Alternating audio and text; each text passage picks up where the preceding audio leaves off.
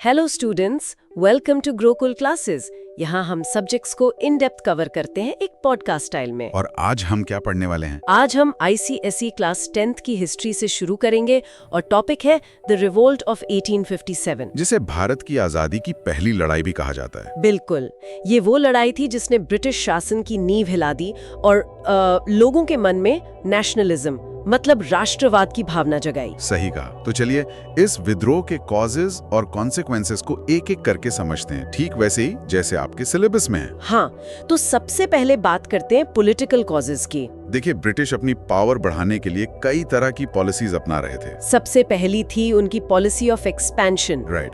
Battle of Plassey और battle of Buxar के बाद उन्होंने तेजी से अपना साम्राज्य फैलाना शुरू किया था। और उनकी एक बहुत चालाकी भरी टैक्टिक थी।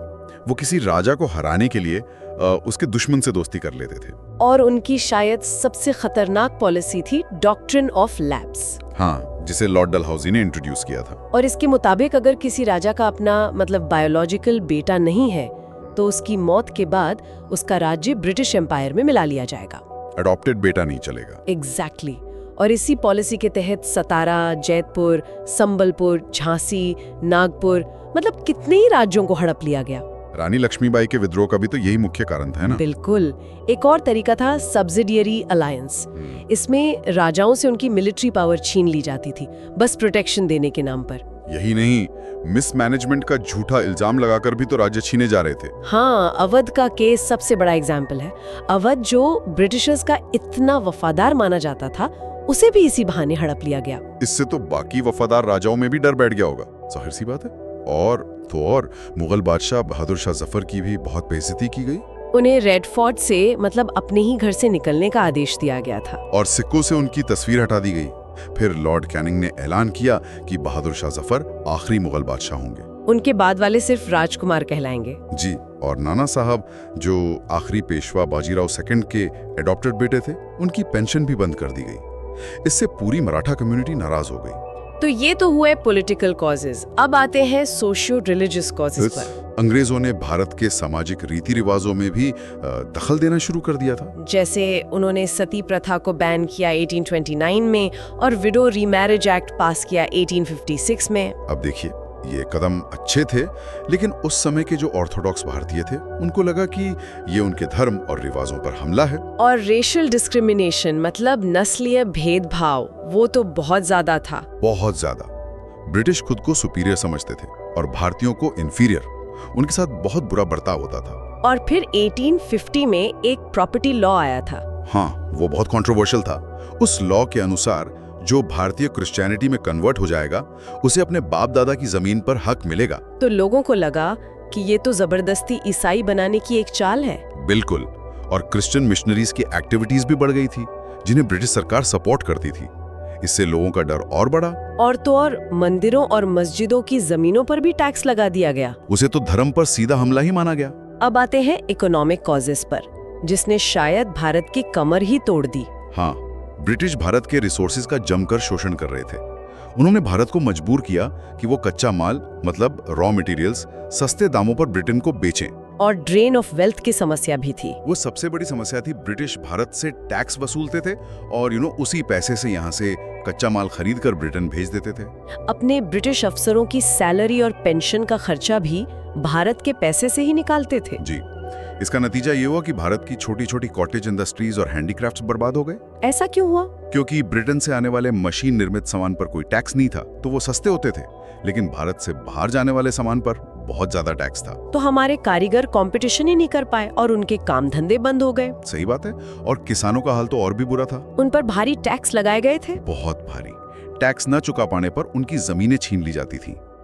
अब बात करते हैं मिलिट्री कॉजेस की। आर्मी में भी तो भारतीय सिपाहियों के साथ बहुत भेदभाव होता था। उन्हें ब्रिटिश अफसर गालियां देते थे और सूबेदार की रैंक से ऊपर प्रमोशन कभी नहीं मिलता था। उनकी सैलरी भी ब्रिटिश सैनिकों से बहुत कम थी। और 1856 में जनरल सर्विस एनलिस्टमेंट एक्ट आया। हाँ, वो एक बहुत बड़ा टर्निंग पॉइंट था। इस कानून के तहत भारतीय सिपाहियों को लड़ने के लिए समंदर पार ओवरसीज भी भेजा जा सकता था। पर इसमें दिक्कत क्या थी? उस समय कई हिंदुओं का मानना था कि समंदर पार जाने से उनका धर्म और जाति भ्रष्ट हो जाएगी। तो सिपाहियों को लगा कि ये जानबूझकर उनके धर्म को चोट पहुंचाने के लिए किया गया है। अच्छा, और उनके कुछ अलाउंसेस भी बंद कर दिए गए थे। हाँ, जैसे पोस्ट ऑफिस एक्ट ऑफ 1854 के तहत उनकी फ्री चिट्ठी भेजने की सुविधा छीन ली गई। ये तो बहुत छोटी बात लगती है, पर असरदार रही होगी। बहुत। लेकिन विद्रोह की चिंगारी भड़की एक राइफल की वजह से। The Enfield rifle, the immediate cause. Army में एक नई एनफील्ड राइफल लाई गई और इसके कारतूस को लोड करने से पहले दांतों से काटना पड़ता था। और फिर एक अफवाह फैली कि इन कारतूसों पर गाय और सूअर की चर्बी, a fat of cows and pigs, लगी हुई है। और ये हिंदू और मुस्लिम दोनों सिपाहियों के धर्म के खिलाफ था। बिल्कुल, गाय हिंदुओं के लिए पवित्र है और सूअर मुस्लिमों के लिए हराम। सिपाहियों को लगा कि ये उनके धर्म को भ्रष्ट करने की एक सोची समझी साजिश है। और यहीं से मंगल पांडे की कहानी शुरू होती है।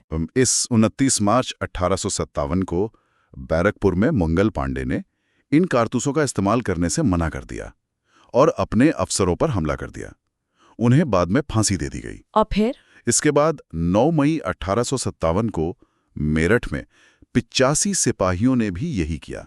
उन्हें जेल में डाल दिया गया। और यही से विद्रोह बड़े पैमाने पर फैल गया। हाँ, विद्रोही सैनिक दिल्ली पहुंचे और बहादुर शाह जफर को अपना नेता घोषित कर दिया। अब बात करते हैं इस विद्रोह के परिणामों की, मतलब कॉन्सिक्वेंसेस ऑफ द रिवोल्ट। इसके बहुत दूरगामी परिणाम हुए।